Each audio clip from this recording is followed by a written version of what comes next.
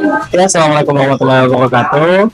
Kali ini saya sudah kedatangan kawan lama saya nih, yang megang julukan di ITB nih. Berapa lama kita nggak ketemu ya? Ya, saya ketemu tuh kapan ya? 2000 sebelum corona lah itu ya. 2019 ya. Ya hampir 3 tahun gitu ya. Untuk 3 tahunan lah kita nggak ketemu nih.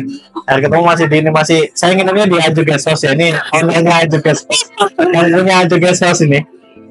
Yang mungkin kalau ke Bandung teman-teman bisa juga hubungi saya. Ada kontaknya di bawah. Ada. Ya, hanya punya dia lagi pulang juga. Kalau lagi di Bogor nggak bisa dipakai di Aju Guest House. Sekarang domisili Bandung, Bogor ya. Bogor ya, dari Bandung. Jadi silakan masih langsung untuk mengolah diri ya. Oke. Assalamualaikum warahmatullahi wabarakatuh. Waalaikumsalam. Kenalkan, mungkin nama saya Muhammad Yarzuk Zaka, lulusan Rekayasa Kehutanan ITB 2018. Angkatannya 2014 ya, lulus 2018. Dan sekarang kerjanya jadi abdi negara ya. Abdi negara. ASN. Baru tahun ini kebetulan 2022. Jurusan kehutanan biasanya apa ya, lebih ke manajemen kehutanannya sih. Berarti lebih ke arah konservasi atau lebih ke arah ini optimasi sumber daya yang ada atau kemana? Ke optimasi sumber dayanya sih. Sebenarnya yang saya dalami sih sebelumnya pemetaan, jadi ada kesesuaian lahan ataupun persebaran dari hewan dan juga tumbuhan itu bisa dipetakan lebih ke situ. Jadi untuk lebih ke ini, lebih ke mapping ya. Dulu ininya apa dulu? Risetnya S1 dulu. S1 itu kan kalau di ITB itu ada 2 penelitian. Pertama itu riset mandiri, terus yang keduanya adalah perancangan. Jadi riset mandiri ini menunjang untuk perancangan dan ini berkelompok gitu tugas akhirnya. Itu biasanya kelompok 2 sampai 4 orang mungkin bisa ya, untuk merancang kawasan. Dari masing-masing peneliti ini dia harus bisa menunjang ke perancangan kawasannya. Dan kebetulan saya di kesesuaian lahan untuk pariwisata. Ya, berarti yang dulu desa itu?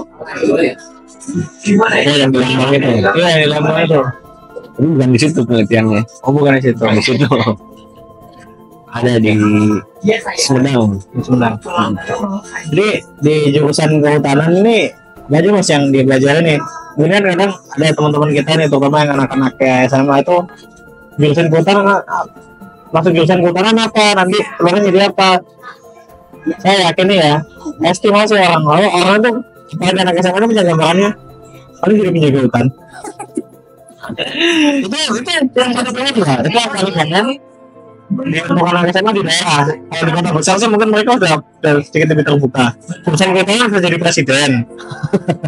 Oke. Presiden kita alumni kehutanan nih. Bisa jadi itu pedagang mebel juga. Pedagang mebel bisa. Nah itu ya. Kan kalau di klasifikasikan lah, terutama untuk teman-teman kita yang di daerah nih, yang mau masuk jurusan kehutanan, di kehutanan ini sebenarnya ngapain aja sih?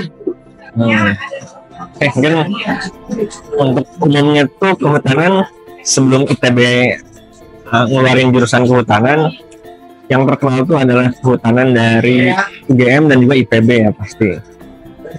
Nah di kedua itu mereka fakultas tersendiri, kehutanan itu fakultas kehutanan, fahutan. Nah mereka dari fakultas itu punya jurusan-jurusan kayak misalnya manajemen hutan, teknologi hasil hutan, terus konservasi. Itu tuh jurusan yang berbeda gitu. Tapi kalau di kehutanan ITB dia satu aja namanya rekayasa kehutanan dan belajar semuanya.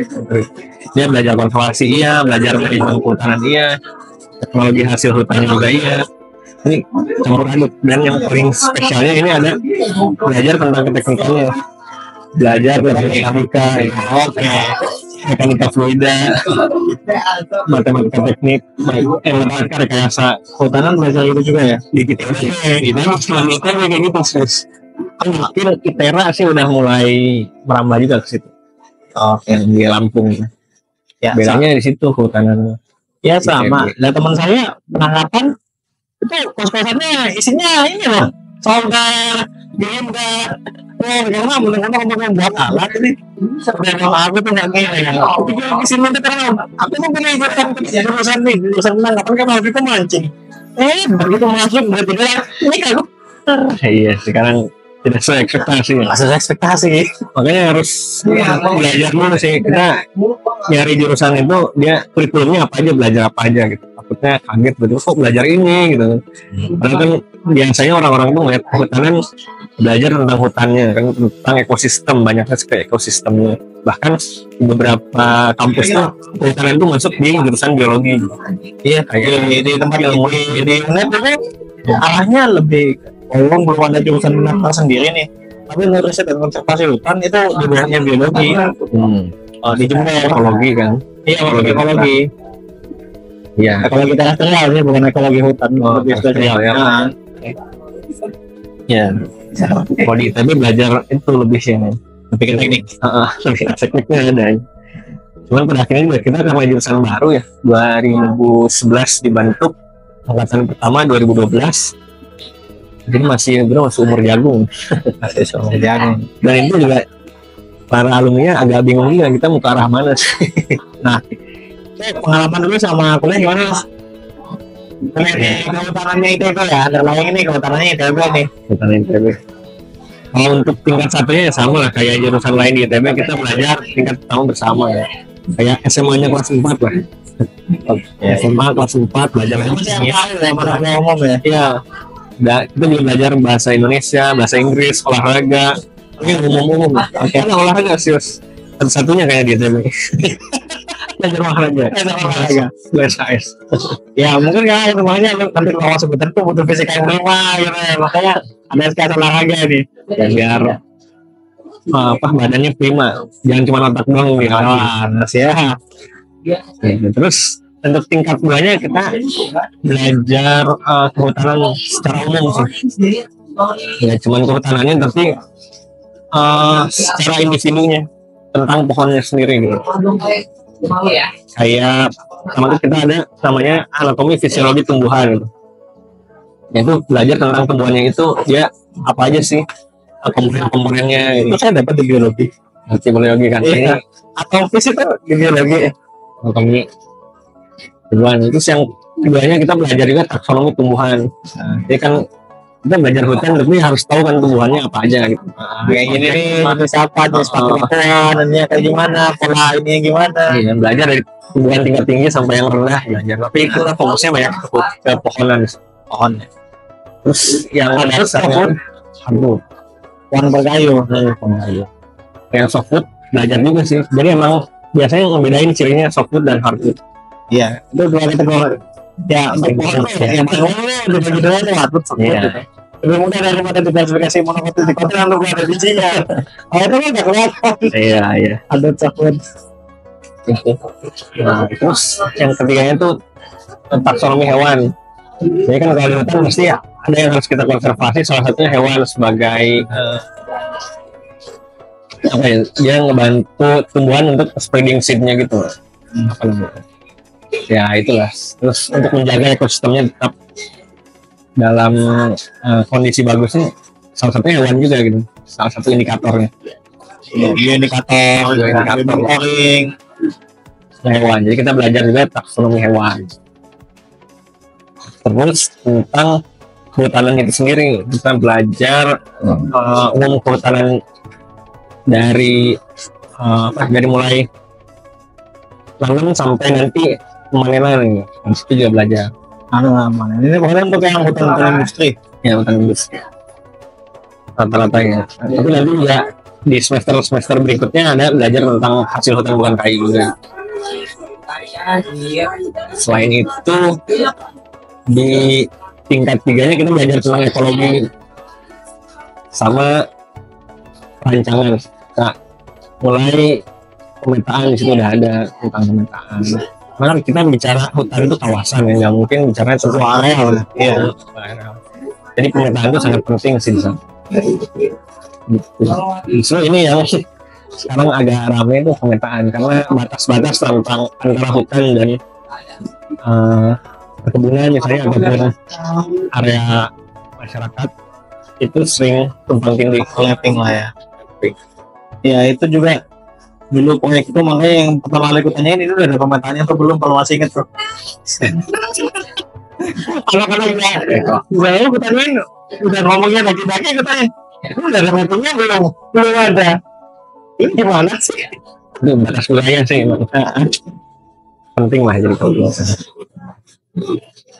gitu sih. Nah tingkat akhirnya yaitu merealisasikan gimana perancangan gitu untuk merancang kawasan hutan itu biar optimal, mau dari pemanenannya atau mungkin upaya konservasinya atau mungkin pemanfaatannya gitu. Waktu risetnya ini studi, waktu risetnya salah satu kemarin studi kasus langsung lapangan ya.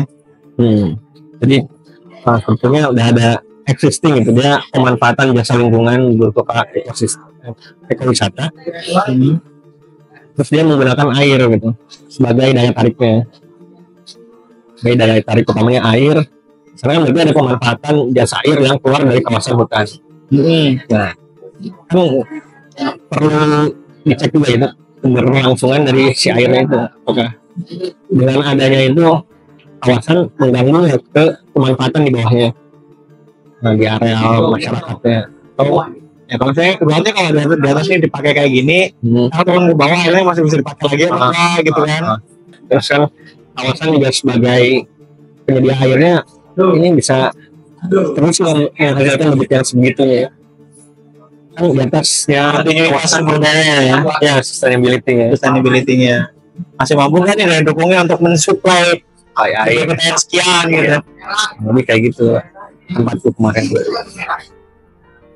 Terus ini nih kan sekarang ini kebetulan ya alhamdulillah pekerjaan masih ini ya masih ada kerja. Iya alhamdulillah masih ini masih pakai lah, masih nggak pakai. Mungkin ada yang mau ini deh gambaran umum, ya mungkin ada orang-orang awam ini masih bertanya apakah kondisi kehutanan Indonesia itu sesuai semburan pemberitaan di media atau bahkan lebih berat lagi walau ya. Karena kalau untuk yang saya tahu, yang tempat yang saya terjun nih, karena ketika saya kuliah kemarin itu juga banyak pulau masuk hutan, praktikum aja pengamatan Rafflesia. Pengamatan Rafflesia, apa masih Geberia ya Allah.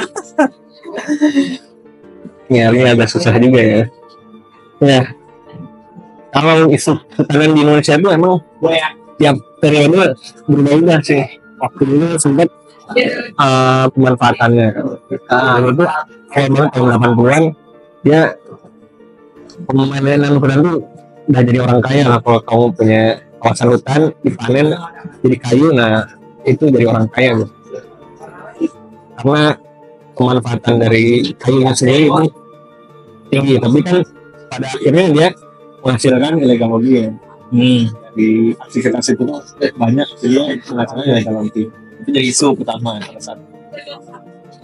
Terus selanjutnya lagi berkembang, ada regulasi tentang teknologi, sekarang bakaran Tengah jadi bakar. kita minta kebakaran. Mungkin lagi tinggi, ada gambut juga di Indonesia. Itu salah dua dari isu yang ramai dari LSM itu banyak menerapkan bagaimana hutanan itu nggak bisa menjaga biar nggak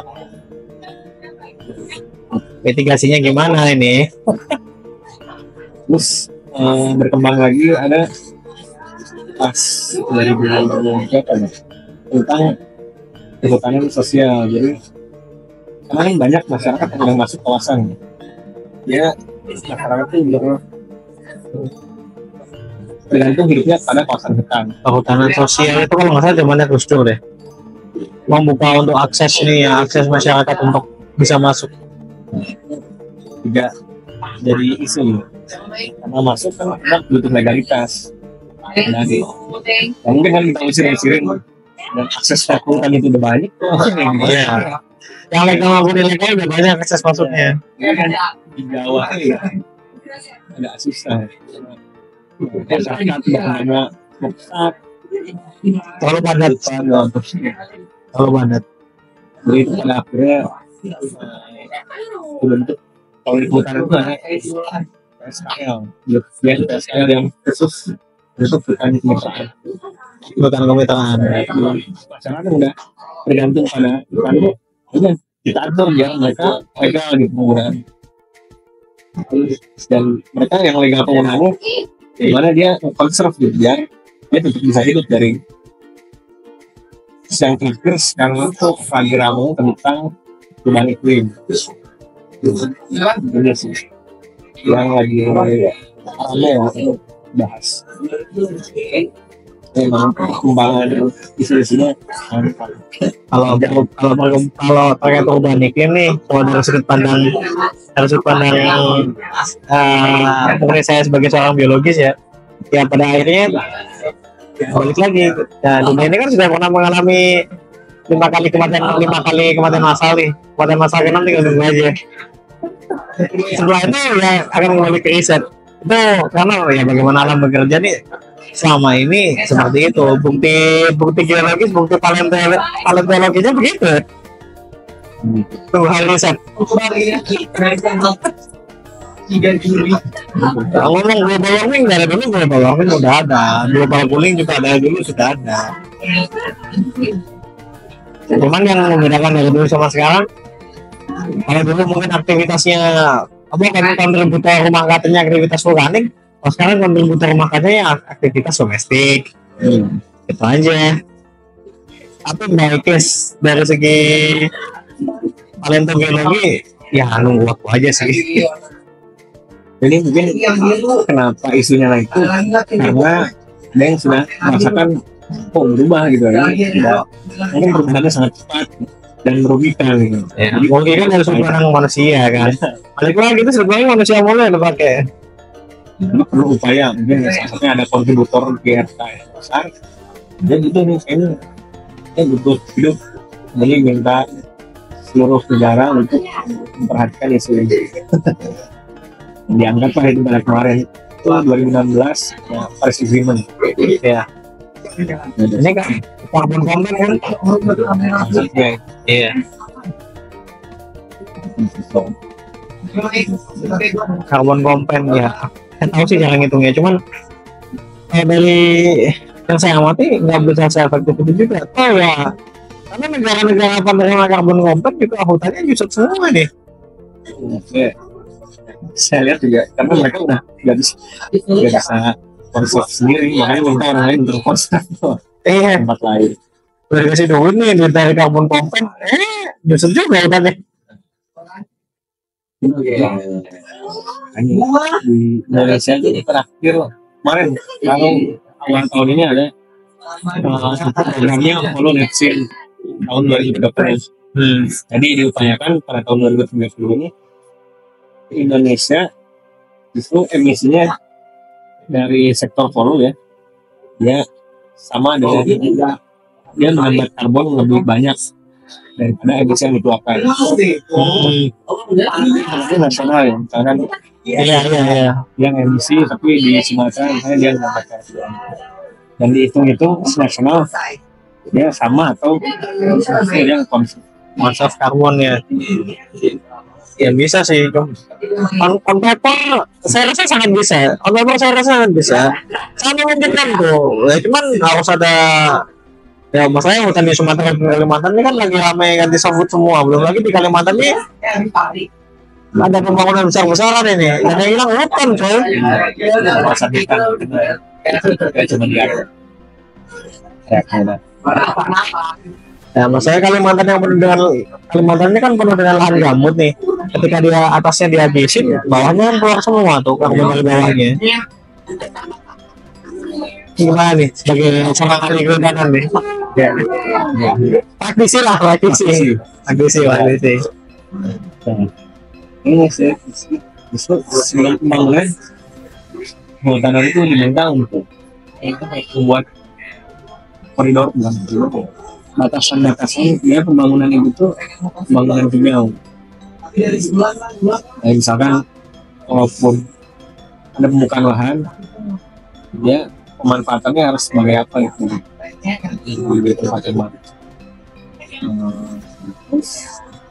Kan kalau pembukaan lahan pasti ada kawasan yang terfragmentasi. Kawasan terfragmentasi itu gimana harus di connecting gitu ya, koridor antara yang terfragmentasi ke yang lebih luas. Itu mungkin nama istilahnya koridor satwa ya. Itu juga diatur gimana standarnya. Lain itu juga bangunan karena di sana nggak mangrove juga, ya mangrove juga diatur gimana biar bisa tahan mangrove itu salah satu kawasan hutan yang degradasinya makanya lebih cepat daripada yang terestrial nih. Iya, karena sekarang tuh ya Indonesia ini perhatian terhadap mangrove gitu. Jadi kita ngomongin kayak gini dari jurusannya sampai ke isu-isu agak Iya, kamu ya tapi itu, ya gimana ya, karena memang isu lingkungan tuh selalu hubungannya dengan isunya dengan hidup, dengan tumbuhan, dengan hutan, arahnya pasti ke sana. Kita kan nih tempat kita ini kan karena itu kan lebih aktif.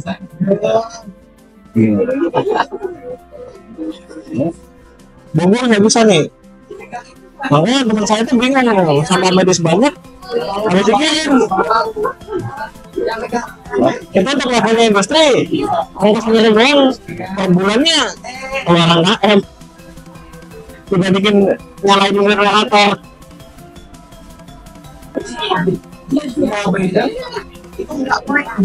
mungkin ini isu-isu yang bakal dihadapi oleh lulusan kehutanan dari aku DPD, Bimol, terus kehutanan masih isunya sebenarnya kan konservasi, manajemen, pemanfaatan. Nah, itu BK. Ya ini kan lebih fokus di bidang konservasi kan dengan perkembangannya dan tuntutan lapangannya kan banyak yang konservasi. Jadi masalah sosialnya juga ada. Tuh, jadi menarik lagi. Kalau itu nanti nunggu waktu yang agak lama lah. Kalau Mas Ajiknya dari beberapa tahun itu sudah menghadapi gesekan dengan masyarakat mau lebih banyak, ini bisa bercerita lebih panjang lagi itu nanti. Dari masyarakat juga industri Ya. usaha. Kalau ngomongin kawasan juga banyak sih. Banyak, pasti banyak. Mau diberdayain kayak gimana juga kadang baik di beberapa tempat pemberdayaan itu cuma berjalan ketika masih ada duitnya. Begitu duitnya udah hilang, udah selesai lah, maksudnya ya programnya selesai juga di sana. Masyarakat kembali lagi. Nah, bagaimana itu bisa sustain? Nah, itu juga jadi PR nih bagi pengurus hutan. Nah, iya kan, karena hutan itu kan tanggung jawab bersama sebagai warga pribadi gitu.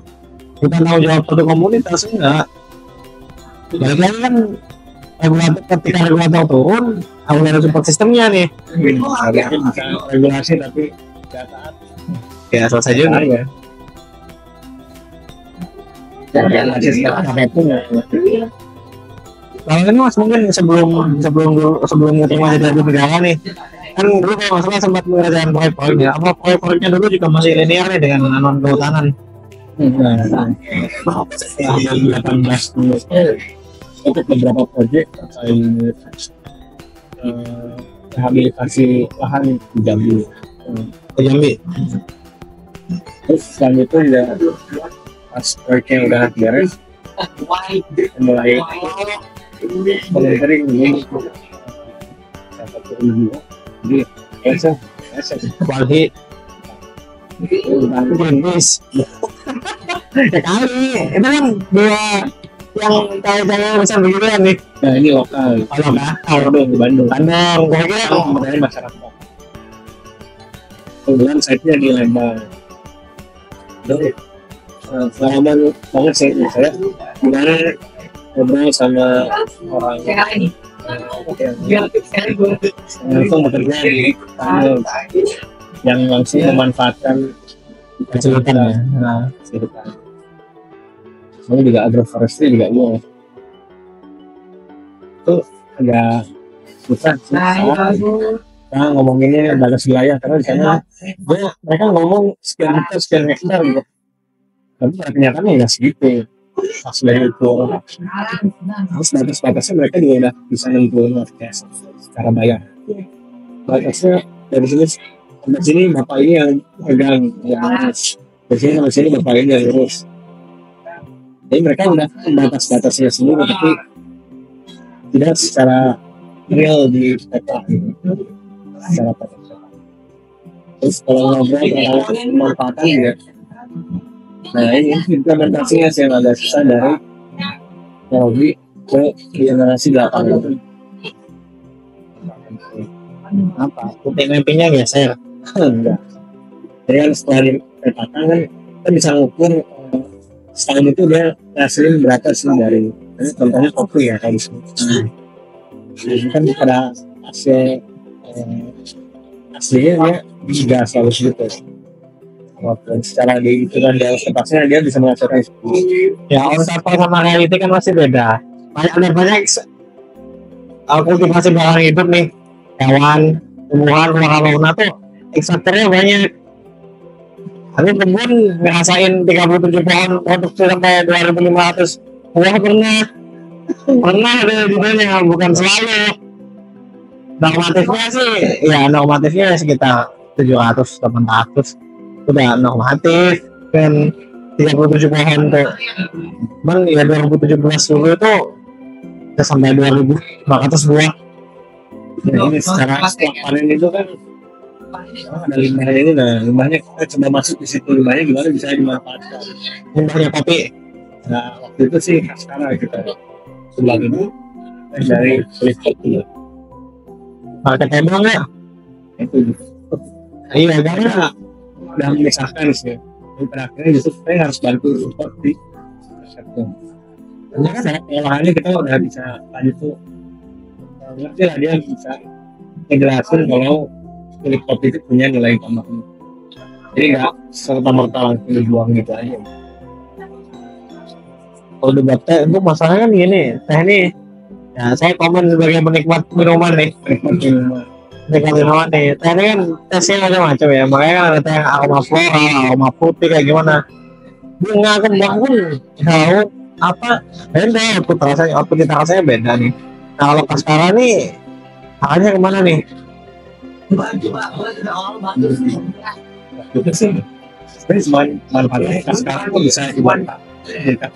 Kopi itu bisa dimanfaatkan jadi Sampai situ doang. Nah, kan ya ini sekedar masukan aja sih. Kalau ketika orang tuh pengen ini ingin memarketkan sesuatu nih, saya ngomong gini karena kerjaan saya marketing ya. Marketing kerjaan nih, itu kan juga ada faktor yang perlu dipertimbangkan tuh.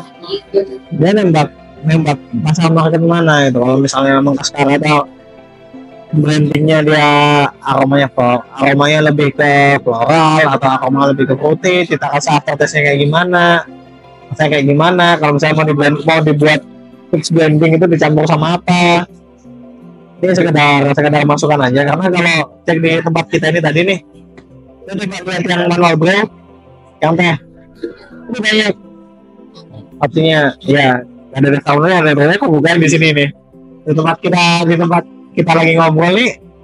Ini kan juga menyediakan berbagai macam teh. Ada juga di saya perhatikan ini di Bogor banyak tempatnya. Karena saya kemarin di salah satu tempat yang saya nggak hafal ya jalannya belok-belok karena saya cuma duduk di atas motor doang ya, baru datang dari Jakarta udah kemalaman, ngajak makan doang gitu loh, karena kamu udah 4 jam. Nah itu saya lihat opsi tehnya ini juga variasinya banyak sih kan. Masih banyak gitu. Ada yang main di kembang, ada yang main bahkan sekedar ini apa yang steamnya ini, jadi masih baru ditambah aja, baru ditambah dikeringin di bahan teh. Yang prosesnya pasti beda dengan posisi yang sudah keluar seperti ini, ambil yang ini bagian ujung ini aja. Kalau daun tehnya yang ujung sampai ke yang ini beda. Kalau pernah teh yang teh silver needle itu kuncup yang belum terbuka, silver needle itu mahal itu, harga per kilonya sekitar 100 bukan per kilo sih, harganya sekitar 150.000 bahan tehnya silver needle itu. Putih bisa ya kalau ini. Itu mungkin masukan kalau ke depan dapat saya ngalah nih. Iya, biar tahu nih profilnya kayak gimana, marketnya mana yang ditembak. Misalnya jual di sini, kirim Pak ini teh Cascara kayak gini, nanya populasinya kayak gimana. Nah, mungkin itu kan memang belum utuh sih proses bisnisnya dari kita termasuk sampai keluarnya tuh jadi apa belum beres gitu. Belum beres, jadi sekedar ini ini bisa buat gini itu aja. Itu karena balik lagi mas, masalah utamanya nih kedalaman besarnya di market. Balik lagi semua tuh mainnya di market. Kita punya berkata-kata pun nggak bisa marketing percuma. Sisanya itu Di situ. itu kalau entering masih mobil-mobil lah. Tapi kan punya pengalaman kuliah tuh. Nah itu sih 2019 pertengahan ada proyek lagi dari Bogor tentang bioprospeksi. Jadi ini yang dari kawasan yang biasa orang sana menggunakan untuk dibuat skala yang lebih luas. Bahkan orang sana biasa pakai tanaman ini untuk obat sakit perut contohnya. Jadi kan secara umum Iya. luar nggak tahu itu yang ekstraksi dari dalam kawasan sekarang itu misalnya di dua tempat sih, di Kalimantan sama di Jambi, Kalimantan Tengah yang Kalimantan. Jadi pengalaman untuk diterjunin di tengah hutan udah lumayan ya nih. Ya juga sih itu ada pendampingannya. Gue bulan kali nih. Tapi kalau yang waktu di Jambi itu ngeri banget. Saya kan di Taman Nasional Berbak, emang kombinasi dari Sumatera Tiger. Iya, masih akal. Jadi emang agak ngeri kalau Nah, ketemu ini suku lokal indigenous. Jambi kan masih ada nih. ya. Apa ya? Oh itu banyaknya di Taman Nasional Bukit 12. Yang indigenous Lawson itu. Nah, itu di Taman Nasional Bukit 12. Bahkan itu satu nggak tahu ya satu-satunya, tapi salah satu yang dikonsepnya adalah Orangnya. Wah, agak tidak mas sebenarnya tuh. Kita konsep orang di sini. Ya sama kayak di Jawa Barat kan ada nih ya. Suku Baduy itu cuman udah mulai datang buka. Mereka konsep sendiri. Oh Iya. Konsep sama Aja nah.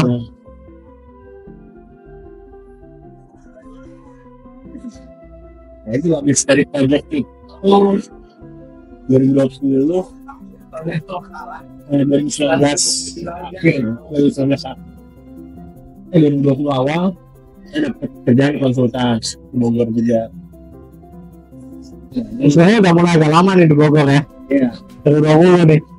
2020 setahun 2021 kerja di project di Jakarta tentang karbon, namanya biokarbon fund. Ngitung apa nih? Ngitung karbon kompen. Nggak sampai kompensasinya sih lebih. Apa ngitung CFT karbon footprint? Jadi mulai itu emisinya. Oh emisi. Makanya ini kan bangun karbon footprintnya berapa? Itu kan ada loh hitungannya. Dari basis konstruksinya, Mas. Ini dari basis konstruksinya, durasi pengerjaan. Nah, itu ada sih hitungan rumusnya. Aku udah baca dulu. Nah itu saya di Jambi ini ukur untuk lihat bahan dari baseline dari bahan jadi dari 2008 sampai 2018 itu diukur perubahan lahannya, terus diukur si emisinya dari perubahan itu dia minus berapa, menghasilkan emisi berapa di kawasan itu tuh.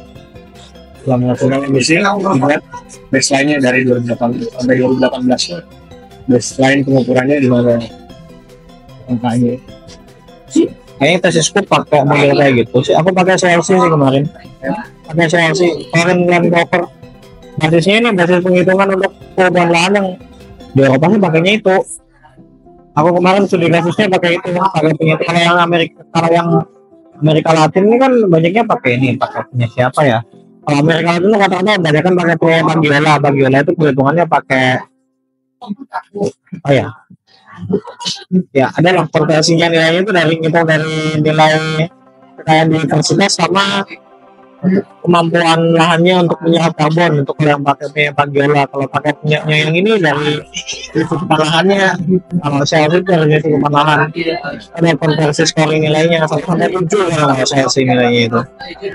Jadi karena proyeknya itu dari luar masuk ke kementerian, kita harus wajib pakai internalisasi gas sama kaca dari Beneran. Nah, mereka udah punya metodenya, Pakai metodenya mereka berarti.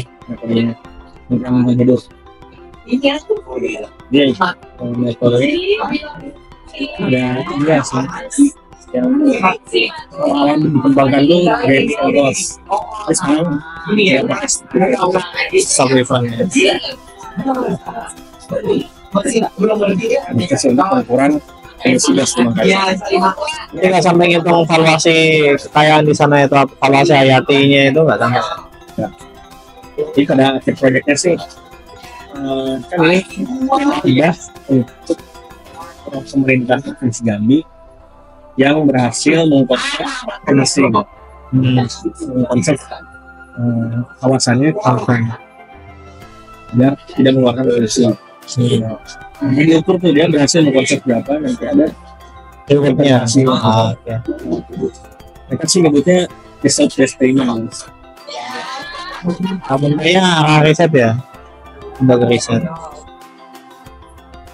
Hasilnya mereka bayar sebenarnya berapa yang berhasil dia konsep. Nah akhirnya sih karakter. Jadi pengukuran jadi penting karena gimana mau bayarnya berapa, saya ukuran baseline. Ya itu yang memang mungkin masih agak sedikit kurang di Wakanda ini ya. Jadi ya kembali lagi kita ini kan kekurangan data nih serius. Bahkan untuk ya saya bisa bilang riset saya dulu itu riset yang masih bisa riset yang mungkin kelihatannya biasa aja, tapi bisa jadi riset pioner karena apa, tidak ada data sebelumnya. Untuk hal yang sesimpel analisis lahan dan kualitas airnya sungai nih, susurannya atas sampai ke bawah nih, bener-bener. Itu kan pasti ada diferensiasi, nah ini lahannya pakai ini, aplikasi kesini kayak gimana, hal seperti itu nggak ada data awalnya loh. Mau ngutip siapa aja praktis itu? Itu kayaknya itu jauh-jauh. Kasusnya Di luar apa aja dipikirin ya, apa aja di riset. apa aja dirusetin ya. Ada datanya bagus, konsep datanya itu ada. Tentunya sustain tahun ini tahun berikutnya seperti ini, jadi fluktuasi datanya itu terlihat gitu loh, fluktuasi parameternya terlihat. Kalau di kita agak kesulitan nyari itu, sudah ada data itu udah penting Yes, gitu. Pengukuran data yang secara yang terukurnya masih kurang sih. kendala dari saintis. Jadi emang dia baru punya data pas dia mulai pengukuran. Nah itu harusnya kan ada data pendahuluan, data pengukuran, ada selisih, misal selisihnya di luar toleransi atau di luar deviasi wajar lah. Kenapa kok sampai segitu? Karena pengukuran kan pasti ada deviasinya ya. Ketemu range-nya berapa kan di deviasi. Nah, begitu nggak ada deviasinya, nggak dapat data mulai kosong. Kalau data kosong sih enak, bisa jawab senak jidat ya. Asalnya nih gitu, jawab senak jidat. Tapi kalau data yang udah ada sebelumnya seperti ini, data baru masuk beda jauh, nah bingung nih. Kasusnya ada soalnya. Dia analisisnya nggak ada. Ya analisisnya terlalu jauh. Itu kan mau pengalaman sebelum jadi ahli negara dari 2022 April Maret sampai Maret Aprilnya baru keluar kementerian Berat. Pokoknya berarti di bawah kementerian tapi disposisi Bogor. tempatnya di Bogor. Kalau gitu berarti harus siap dilempar kemana aja nih. Karena saya dari dua dinas ya, dua dinas kan sesuai skop kerjanya. Kalau kementerian kan skop kerjanya lebih besar. Dan kan ya di provinsi Provinsi doang. Pemkot dari kota itu Kalau kementerian sub kerjanya luas ini. kan ada balai-balai di tempat di daerah itu ada balai.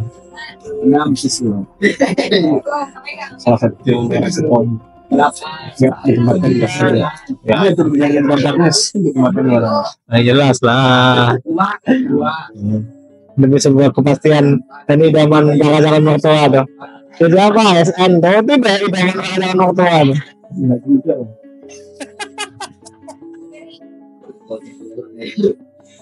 Begitu lah. Jadi kalau untuk pengalaman di kementerian Masih belum lah. Masih baru masuk ya. ya mungkin karena kemarin proyeknya sama kementerian ada gambaran dengan mesti. Ada yang mau ditambahin mungkin nih buat dengan ini gambarannya sebenarnya kebetulannya sangat luas banget skripnya, tapi kalau mau dispesifikkan arahnya mungkin sampai 10-20 tahun ke depan ini arahnya ke konservasi semua sih lihatnya, karena memang ya urgensi konservasi itu menjadi semakin terasa ketika lahan semakin sempit, populasi semakin meludak, alih fungsi lahan tuh terelakkan ya, pasti terjadi gitu, tinggal bagaimana konsepnya nih. Kalau dari ini kalau mau masuk urusan kehutanan harus lihat banyak lah yang bisa jadi fokuskan fokus keilmuannya yang bisa kalau sosialnya bisa ada kehutanan sosial bahasa dengan masyarakat itu pasti paling dekat betul. Terus kalau sebagai hewannya ada konservasi hewan tentang ekosistem hutannya ada, kalau tentang lembaganya juga pasti ada. Yang lain cukup luas ya, mulai dari teknis hewannya sampai urusan regulasinya nih. Ada krisis segala macam hutannya luas ya, hutannya luas. Jadi kalau secara pekerjaan juga harus ada ya, sekarang harus gimana kreatifnya kita memposisikan diri gitu di bidang hutan. jadi skupnya emang luas ya. Jadi sarjana kehutanan itu bukan kerjanya cuma jadi ranger hutan, penjaga hutan, atau jadi ahli mebel, atau jadi RI 1 itu bukan ya. Jadi ada banyak opsi pekerjaan yang lain karena kawasannya sangat luas dan konservasi itu banyak lah itu. Mau anda bisa gitu ya ini kalau mau jadi yang perancangnya agak repot kalau nggak punya base data scientist gitu. Jadi ini salah satu kekurangan di Wakanda nih, base datanya kurang banget. pas kita ngomong ini harus saintifisnya ini belum proven. Belum mungkin karena base datanya nggak ada, base teorinya seperti ini. Nah, seperti ini juga masih buka lebar. Ya. Jadi kalau dikit peneliti saya kasih saran aja, karena budgetnya seringkali terbatas nih. Kalau ini ambil project dari luar ya, yang bisa dilakukan penelitian di dalam. Justru ini monitor orang yang sangat tertarik dengan kostum yang ada di Indonesia. Gimana nggak tertarik? Soalnya nggak ada data dari luarnya. Jadi orang ini nggak tahu nih benar-benar black box kan ekosistem di Indonesia itu masih black box gitu. Kayak gambut, mangrove kan itu cukup awam di luar sana, makanya di negara Eropa, Amerika. Karena nggak ada. Karena nggak ada, makanya Kita salah satu lah. Diversifikasi sebenarnya kalau dari ngomong diversitas itu emang Indonesia itu menarik ya. Soalnya pertemuan dua benua nih, Wales ada semua di sini. Belum lagi yang interaksi yang hanya ada endingnya lokal. Ya teori fragmentasi itu kalau di hewan benar-benar terasa dia sampai beradaptasinya ya kayak timur sama barat. Timur beda gitu. Kalau fragmentasi karena pulau-pulau itu segmentasinya untuk fragmentasi sampai keluar strain sendiri sangat menarik sebenarnya untuk di riset tuh. Dan katanya masih banyak yang kosong ya. Kalau kreatif ya. Kreatif. Katanya literally banyak yang kosong gitu. Jadi bisa bingung mau riset apa. Nanti kalau bingung mau skripsi mau penelitian apa nggak usah bingung. Datanya banyak yang mau riset. Gitu sih. Cuman mungkin agak sulitnya nyari interest. Karena orang-orang biasa kan beda-beda. Nggak sesuai sama kita. Pilihnya ini, tapi ternyata diarahkannya kayak lain. Itu kan teknik lobby aja kalau itu nanti. Bisa nggak tuh lebih mending. Jadi itu ya, nggak usah takut nih kalau untuk mau masuk kehutanan atau kayak gimana. Peluang kesannya besar, peluang kesannya masih banyak. Kalau mau ada menjadi peneliti, peluang pekerjaan juga masih sangat luas karena ya mungkin sampai 20 tahun ke depan akan menjadi interest orang ya. Jadi, walaupun orang bilang kedokteran apa, nggak juga sih. Mungkin maksudnya ya. Kedokteran sekarang kalau di Indonesia ini malah tenaga medisnya over dan yang jadi masalah over di Jawa doang. Tarik keluar nggak ada yang mau. Kehutanan juga nih. Numpuk di Jawa orangnya ya. Karena kalau keluar itu orang itu cuman ya sahanya enggak. Nah itu. Karena kalau menurut saya sih dari segi diversitas, Laos itu paling menarik. Maksudnya. Iya. Soalnya kalau yang lain kan pulau-pulau kecil yang which is diversitasnya nggak terlalu besar nih. Laos itu besar juga enggak, tapi bukannya dari mana-mana nih, dari Filipina tuh. Fauna peralihan ada semua di sana. Udah orang dilempar ke Sulawesi mikir-mikir. Pokoknya Jawa, mulai Jawa, muter ke Jawa, tapi dikit loh. Ya. Kalau kehutanan ya harus siap keluar ke daerah-daerah. Ya siap keluar dari zona nyaman. Ya selama Anda mau keluar dari Jawa nih, untuk peluang di kehutanan itu masih sangat luas ya. Baik itu lembaga Yang digunakan itu senang jalan-jalan. nah itu Tapi nggak mau menetap. masih aku juga doyan jalan-jalan. Cuman keturutan hidupnya nggak bisa buat aku sering jalan-jalan ke hutan nih masalahnya. Udah tertambah realita kehidupan nih.